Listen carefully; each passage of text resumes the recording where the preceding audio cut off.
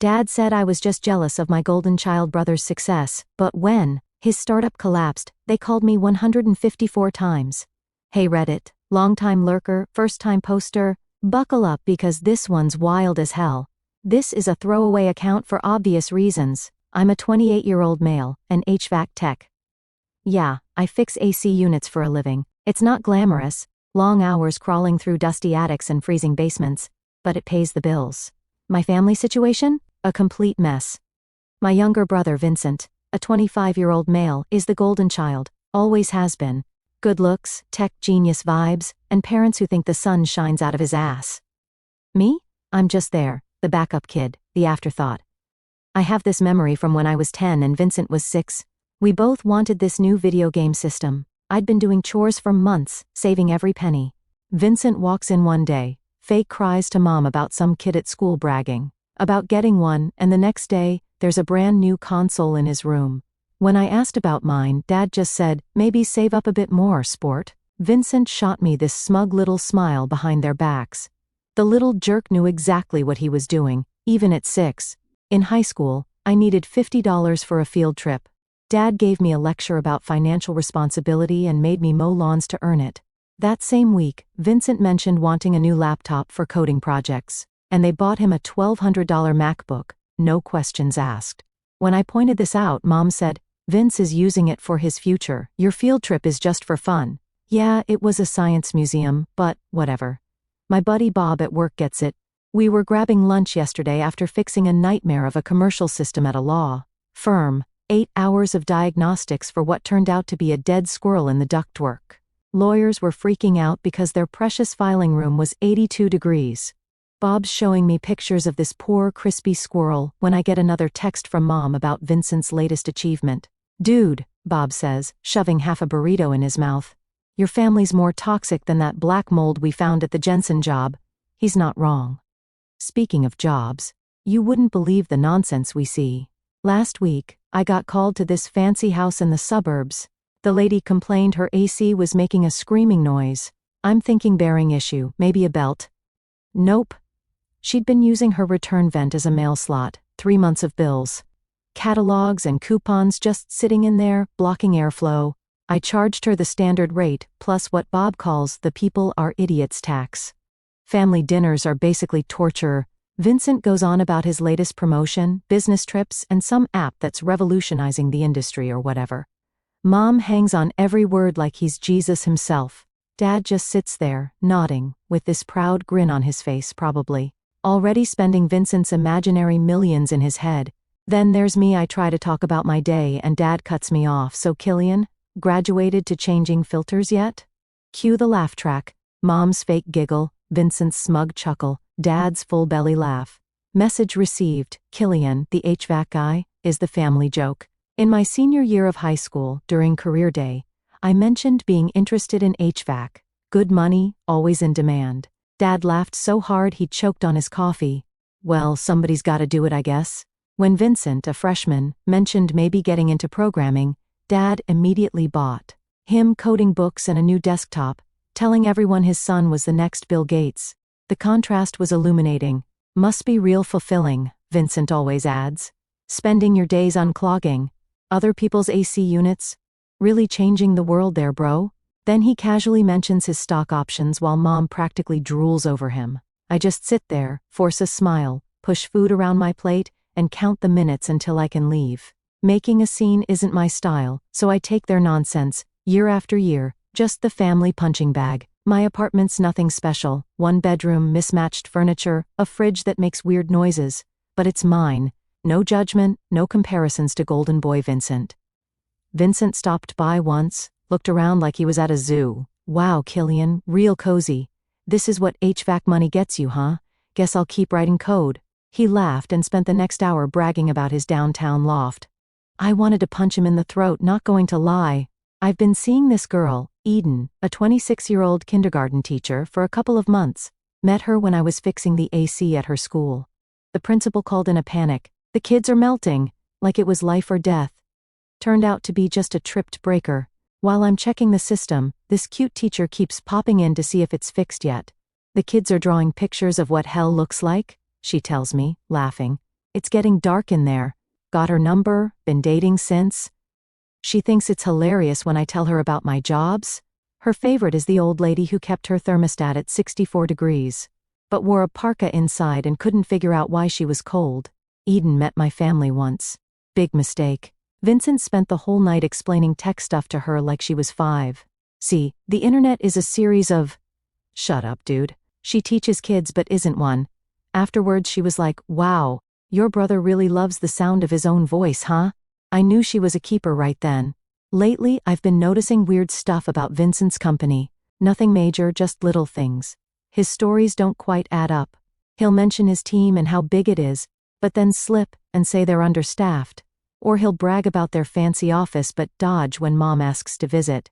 I started seeing articles online, too. Tech blogs questioning their growth numbers. Former employees leaving suspicious reviews. Bob thinks I'm overthinking it. All tech bros are full of it, he says. Part of the job description. Maybe.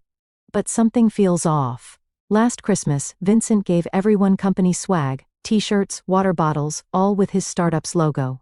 Dad wore his shirt to the gym the next day, already telling his buddies about his son's company that was about to blow up. Mom put their sticker on her car. Me?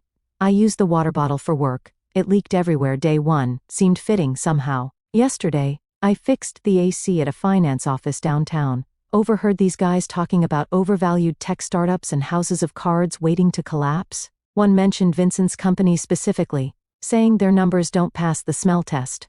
I just kept working, pretended not to hear, but it stuck with me. Maybe karma's finally knocking. Guys like Vincent always land on their feet, though. Last summer was brutal. Record heat wave, every AC in town working overtime, which meant I was, too. 60-hour weeks, crawling through attics hot enough to cook on, running on Red Bull and Spite. By Friday, I had this one client, a total Karen, who insisted her AC wasn't to cooling properly despite the display reading 68 degrees. I check everything, system's perfect. Finally notice she's got blackout curtains and a space heater running in the corner. A space heater during a heat wave. When I point it out, she goes, well, I get cold feet, but I like the room cool. Charged her the full diagnostic fee and left before I said something I'd regret. The worst was this lawyer's office downtown. The compressor kept shutting down but nothing was obviously wrong. Spent hours troubleshooting, finally found the issue. When I explained, the office manager asked if I could just make it work anyway. Yeah, I'll just violate the laws of thermodynamics for you, no problem. The last thing I wanted was family dinner, but mom kept blowing up my phone all week. Vincent has big news. Every text had that exact phrase, capitals and everything. So I dragged my tired self over after my last job, barely had time to shower, walk in, and there's Vincent, sprawled on the sofa, designer jacket tossed. Beside him like it's nothing, probably cost more than my monthly rent. He barely looks up from his phone. Hey, Killian, finally get promoted to thermostat installer yet? Mom does her nervous laugh from the kitchen.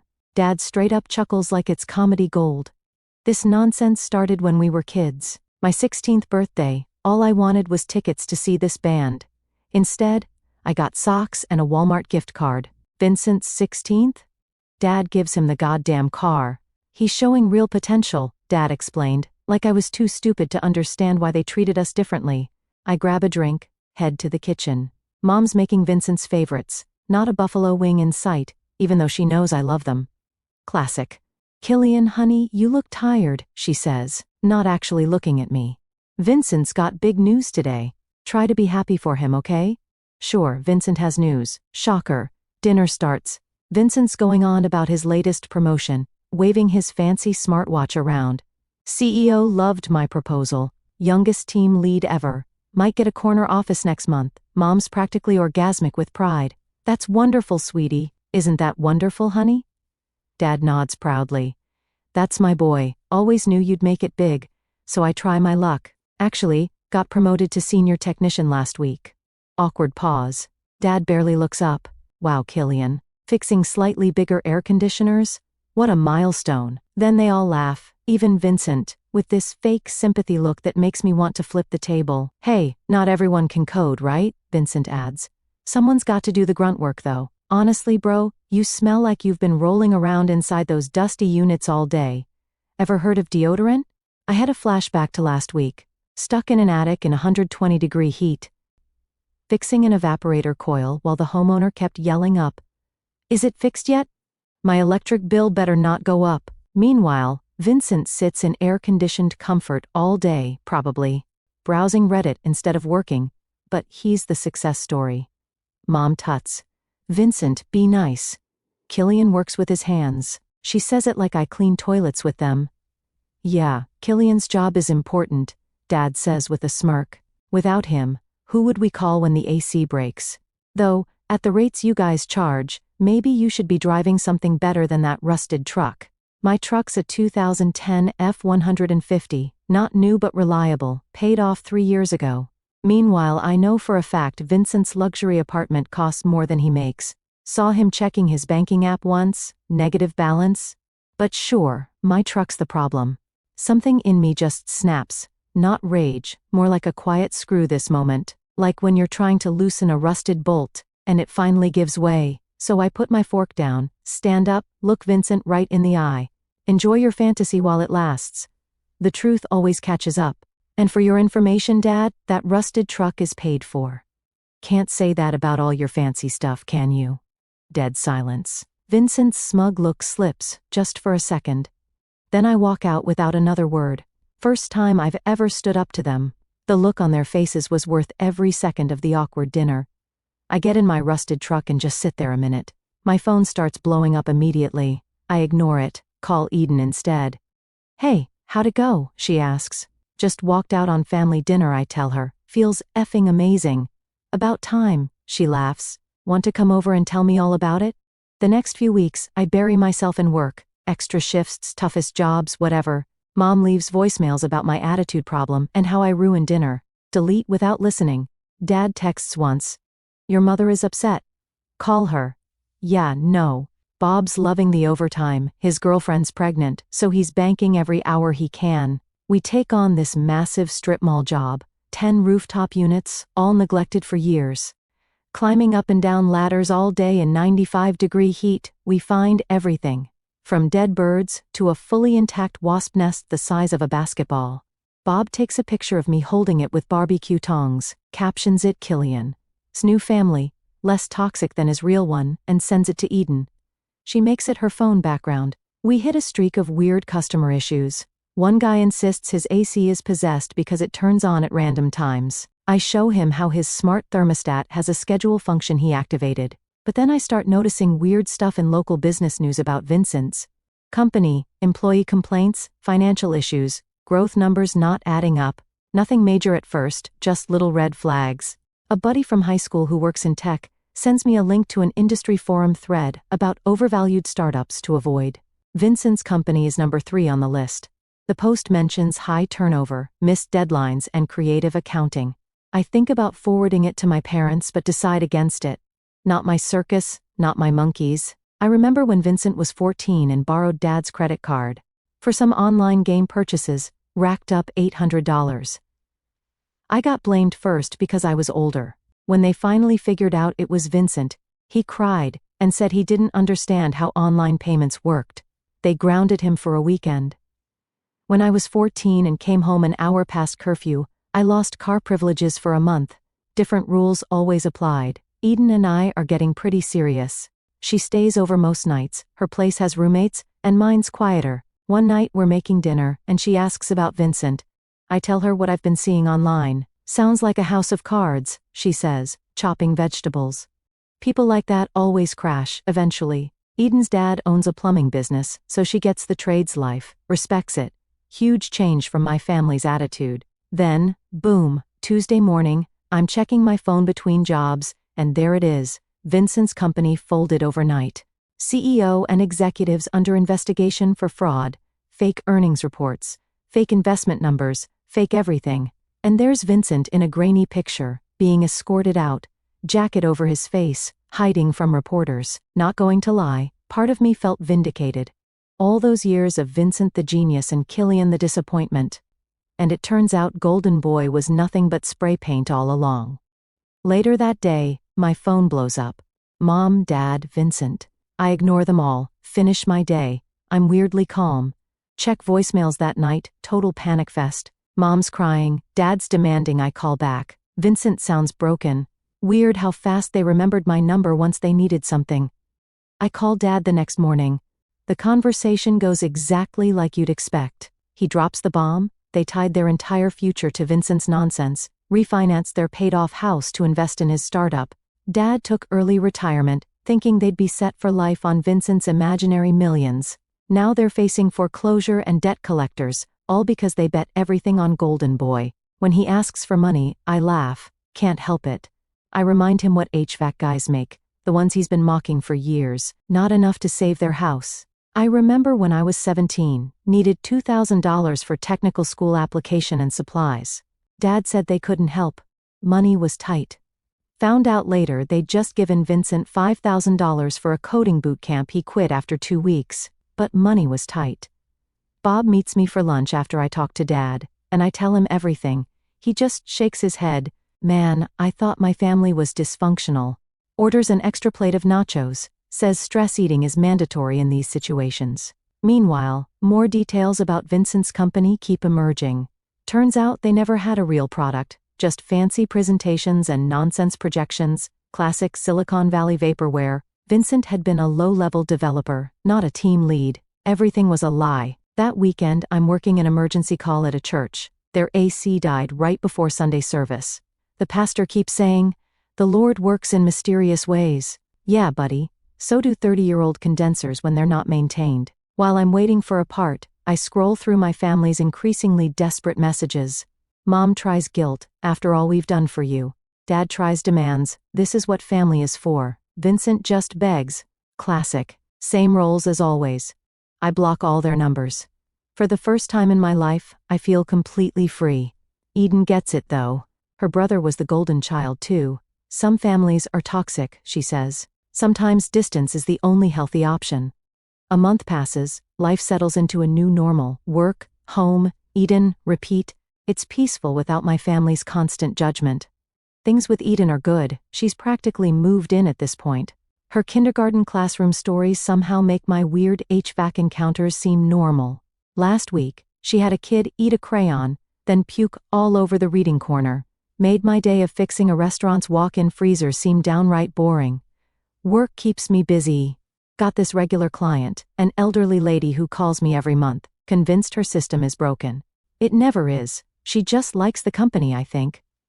Always has cookies ready, asks about Eden. Last visit, she tried setting me up with her granddaughter until I mentioned having a girlfriend. The disappointment on her face was priceless. Had a nightmare gym job. Owner kept helping, quoting his cousin's friend who knows HVAC. Yeah, where's your cousin's friend now? Nearly dropped a 40-pound motor on him while Bob made faces behind his back. I almost fell off the ladder laughing. Speaking of Bob, his girlfriend had their baby, a little girl. He shows up to work with massive bags under his eyes but can't stop smiling. Brings in daily photo updates, like we're all dying to see his kid's slightly different facial expression each day. It's annoying but kind of sweet. Dude's happy. Eden thinks we should get a dog. Her school had a therapy dog visit, and now she's got puppy fever. I keep telling her my apartment doesn't allow pets, but she's researching pet-friendly housing online, moving fast, but it doesn't feel wrong. Then Vincent shows up on a Sunday morning, no warning, no text, just there. I almost don't recognize him. The designer clothes are gone, same as the perfect hair and smug smile. This Vincent looks rough, wrinkled khakis, plain t-shirt, dark circles under his eyes, stubble. Could pass for a homeless guy if you didn't look too close. I let him in, against my better judgment. My place isn't fancy, but it's clean and paid for, unlike wherever he's staying, I bet. He paces around nervously before collapsing on my couch, launches into this whole confession. He was never as successful as he claimed, started exaggerating years ago to impress mom and dad. The lie got bigger and bigger, got caught up in the startup's fraud because he was desperate to make his lies real. Convinced mom and dad to invest their retirement on promises he knew were nonsense. The irony hits me like a truck, all these years feeling worthless next to him. And he was just living in a fantasy world. Reminds me of what my first HVAC instructor told us. In this job you can't fake it. A system either works or it doesn't. No amount of nonsense changes physics. Wish someone had told Vincent that about business. Then Vincent gets to the real reason for his visit. some crypto scheme he's convinced will fix everything. Mom and Dad are already on board, investing what little they have left. Jesus Christ, are you seriously fixing things with another scam? I ask. It's unbelievable. After everything, they're still following Vincent off another cliff, like that time in high school, when Vincent convinced Dad to invest in his friend's revolutionary car detailing business. Dad lost $5,000, but somehow it wasn't Vincent's fault because he was showing entrepreneurial spirit. I tell Vincent exactly how stupid this sounds. He leaves, shoulders slumped. This defeated version of Vincent is so different from the brother I grew up with. I call my parents that night trying to talk sense into them. Mom confirms we're betting what little they have left on Vincent's new opportunity. Of course they are. They'll never learn. Eden watches me pace around the apartment after the call, points out that I can't save people who don't want saving. Says my parents are adults making their own choices. Bad ones, but still their choices. She's right, but it still bothers me, not because I care about their money, but because the pattern is so frustratingly familiar. Vincent screws up, they enable him, repeat forever. Later, Bob and I are working a commercial job, 8 units on a shopping center roof in direct sun, basically cooking ourselves. Halfway through, I get a text from Vincent, with a screenshot of his crypto whatever, showing some temporary upward trend. See, it's working. I ignore it. I remember when we were kids, and Vincent would cheat at board games. When caught, he'd cry until my parents let him redo his turn. Different rules always applied. This crypto thing feels like the same old pattern, just with higher stakes. Eden starts researching crypto scams that night, shows me dozens of identical schemes. It's always the same formula, she says. Promise massive returns, create fake urgency, target desperate people. Textbook stuff. I text Vincent back, telling him it's a scam. He responds with some technical jargon that makes zero sense. Classic Vincent move. When cornered, confuse people with big words. Used to pull that crap in high school debates. Teachers ate it up. 2 weeks later, Bob's cousin, who works at a bank, texts him about my parents trying to take out a high-interest loan against their car. Word travels fast in small towns. They're all in on Vincent's scheme apparently, a last-ditch effort. I email them links to articles about crypto scams. Dad replies with one word, noted. Translation, piss off, we're not listening. Another week passes. I'm under some rich guy's deck, fixing his pool house AC, when my phone notifications blow up. Vincent's crypto investment crashed. Surprise, surprise. Shocker. Eden meets me for lunch, asks if I'm going to call my parents. I just shake my head. What's there to say? Told you so? That night, scrolling through my parents' desperate texts, they've lost everything. Savings, borrowed money, the works. They're being evicted next week. Dad's health is supposedly declining from stress, and somehow they've decided this is all my fault. Because I didn't stop them. Because I didn't bail them out. Because I wasn't a team player. The mental gymnastics would be impressive if they weren't so infuriating. And Vincent? Disappeared completely, left some dramatic note about making things right and coming back when he fixes everything. Classic Vincent. Running away but making it sound heroic. 3 weeks after the crypto disaster, my parents show up unannounced. I spot their car from my window as I'm getting ready for work, perfect timing as always. They follow me to my truck, practically ambushing me in the parking lot. Dad looks terrible, face gaunt, clothes wrinkled. Mom's wearing her martyr face, the look how much I suffer expression designed to maximize guilt. Dad starts in immediately about my responsibility to family, while Mom nods along. When I don't offer money, Dad's tone shifts from guilt-tripping to outright accusation. Suddenly, I'm the villain in their story. The heartless son who abandoned his family in their time of need. They follow me all the way to my apartment door, getting louder, more desperate. I let them in just to avoid making a scene for my neighbors. Big mistake. Inside, it gets worse. Dad's shouting about how I could have prevented all this if I just helped when they first asked if I wasn't so jealous of Vincent, if I was a real son. Mom's crying those manipulative tears that never quite reach her eyes. You could have prevented this, Dad yells, jabbing a finger at me. We're about to be homeless because you couldn't set aside your petty jealousy. Jealousy? I laugh. That's rich. 28 years of treating me like second-class family, and now I'm supposed to bail you out? We gave you everything, Mom sobs. A roof over your head, food. You gave Vincent everything. I got the leftovers. Dad's face goes red. That's not true. We supported your little career. My little career? The one that has me debt-free while they're begging for handouts? Then Mom drops the bombshell about Dad's heart condition. First I've heard of it, conveniently timed for maximum guilt. I ask when he was diagnosed. They exchange that quick glance that always means they're lying. When exactly was this heart condition diagnosed, Dad? The doctor said, he stammers. Which doctor? When? That's when I've had enough. I tell them exactly what I think about their parenting, their golden child worship, and their financial decisions. I tell them they made their choice when they bet everything on Vincent and his lies again and again. They're on their own. Their shocked faces almost make me waver. Almost. I hold my ground as they gather their things and leave. Mom's parting shot about me being no son of hers doesn't hurt like she thinks it will. It just confirms what I've always known. I change my number the next day, install a security camera, warn my building manager about them. For the first time, I don't feel guilty about cutting contact. Bob thinks I'm being too harsh with my parents. His family's tight, he can't imagine cutting them off. Easy perspective when your family actually gives a damn about you. Just meet them for coffee, he suggests while we're restocking the van. Neutral ground, public place, they can't make a scene. Clearly, he's never seen my mother's public meltdowns. The woman could win an Oscar. A week later, I get a certified letter from my dad. Skim it, more guilt-tripping, vague health concerns, and finally, the real point. They need $5,000 for first and last month's rent on a new place. Return to sender, unopened. Work keeps me busy, thankfully. Eden's been dropping hints about moving in officially. Makes sense, she's here most nights anyway. We start looking at bigger apartments, maybe even houses. Never thought I'd be in a position to buy property, but HVAC pays better than my family ever acknowledged. I get a weird call from my aunt, Mom's sister. She's fed up with my parents staying with her. Apparently, they've turned her guest room into command central for Operation Guilt Killian, have a spreadsheet of manipulation tactics and everything. My aunt thinks it's ridiculous, hence the call. Always liked her. Bob's baby is keeping him up all night. He shows up to work like a zombie most days, still insists it's worth it. You should try it, man. Being a dad changes everything. Hard pass for now, thanks. A month after the showdown, my parents escalate, start contacting my employer claiming I'm stealing from them. They called my boss 7 times. 7 times.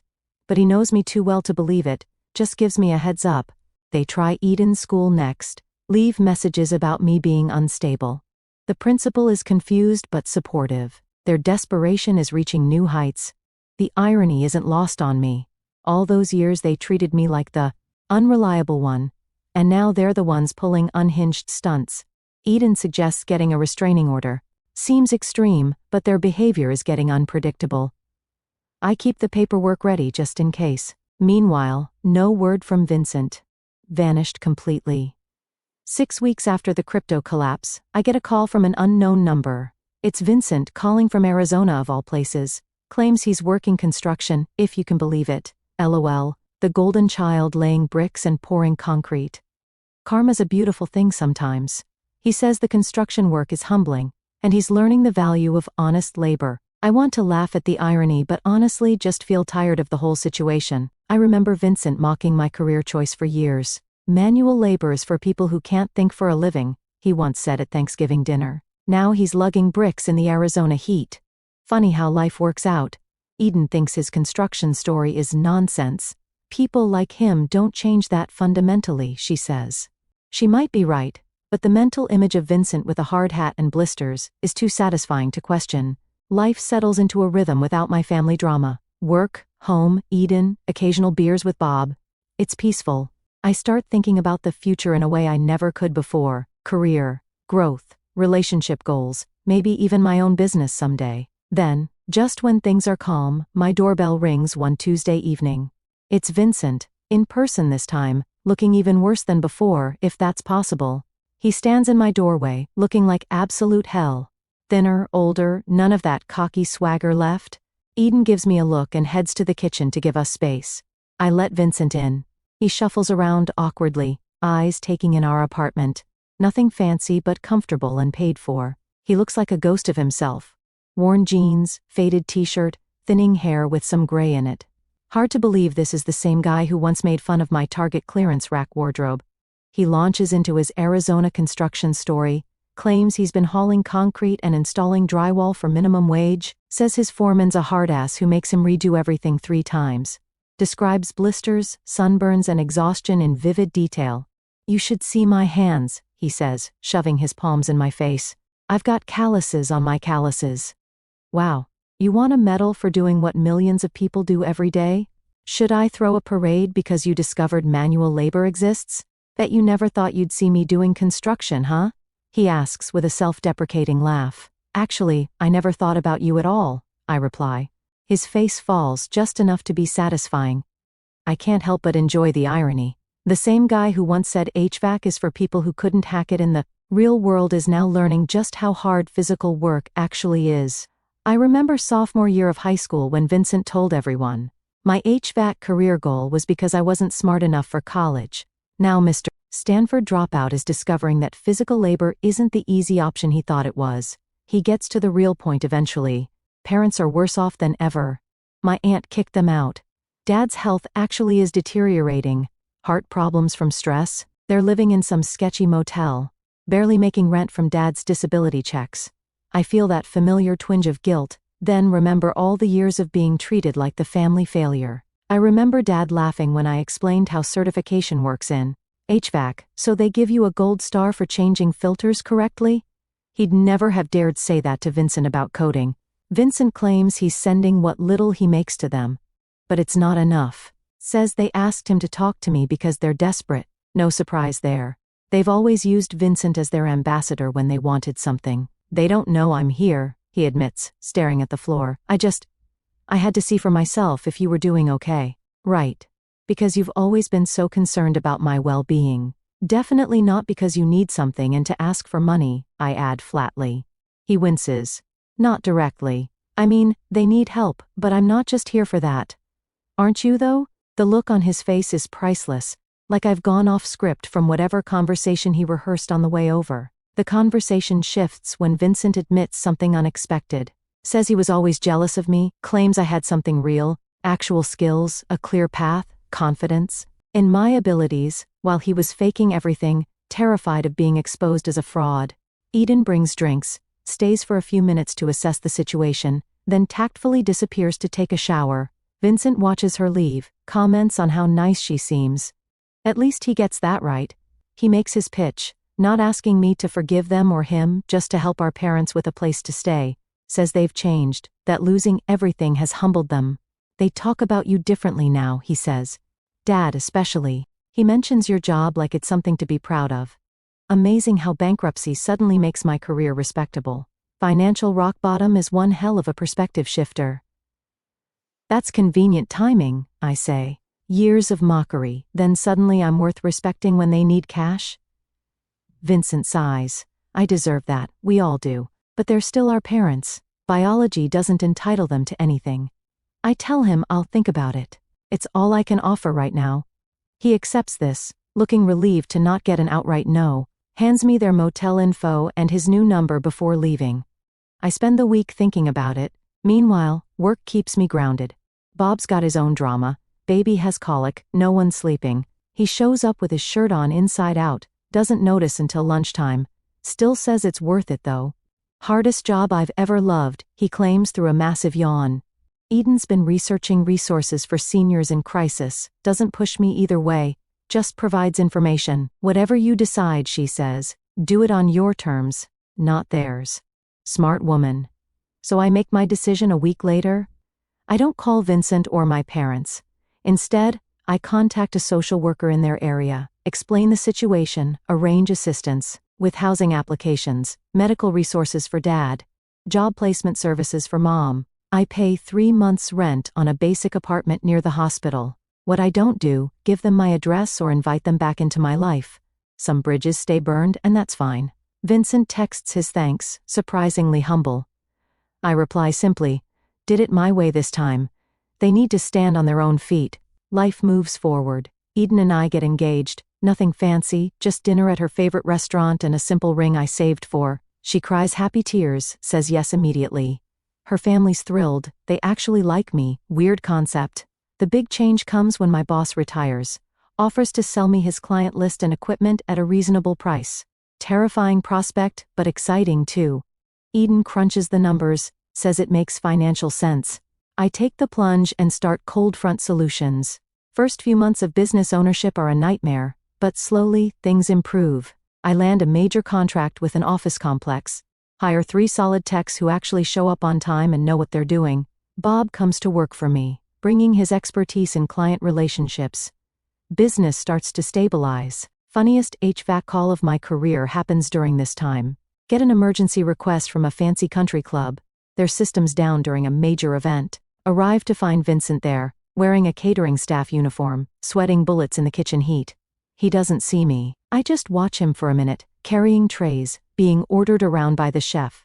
From tech startup golden boy to server in 6 months. I fix the AC, leave without saying hello. Some things are better left unacknowledged. Parents are doing okay from what I hear. Dad's health improved once they had stable housing. Mom found work at a library. They send birthday cards through Eden's email. She's my unofficial family buffer now. We bought a house near Eden's school. 3 bedrooms, decent yard, good neighborhood. As I'm installing a top-of-the-line HVAC system, perks of the job, I can't help thinking about how far I've come. Vincent's still in Arizona doing construction, seems to have made peace with it, sends occasional updates, always respectful of my boundaries. Last message included a photo of him and his crew finishing a wall. The guy actually looked proud of physical labor. Never thought I'd see the day. Maybe someday we'll have a real relationship again. Maybe not. For the first time in my life, that decision is entirely mine to make. And that's the real victory here. Not watching them fall but finally standing on my own. Some might call it petty to enjoy the reversal of fortunes. Maybe it is. But after being the family joke for so long, it's pretty damn satisfying to be the only one with my act together. The HVAC guy they mocked now runs a growing business, while the tech genius who couldn't shut up about his stock options sweats his ass off hauling concrete for some foreman who treats him like dirt. Life's weird like that. Sometimes the best revenge isn't some dramatic showdown, it's just living well and letting reality do the work for you. Edit 1. Thanks for all the rewards and comments, really appreciate it all. For those asking, yes, Eden knows I posted this. She's reading your comments and laughing her ass off at the ones roasting Vincent. And no, I'm not giving out my business info, even though some of you weirdly want me to fix your AC. Edit 2. Stop asking if Eden has a sister. She doesn't, and even if she did, I wouldn't set you weirdos up with her. LMAO. But seriously, thanks for all the support. Didn't expect so many people to relate to this mess.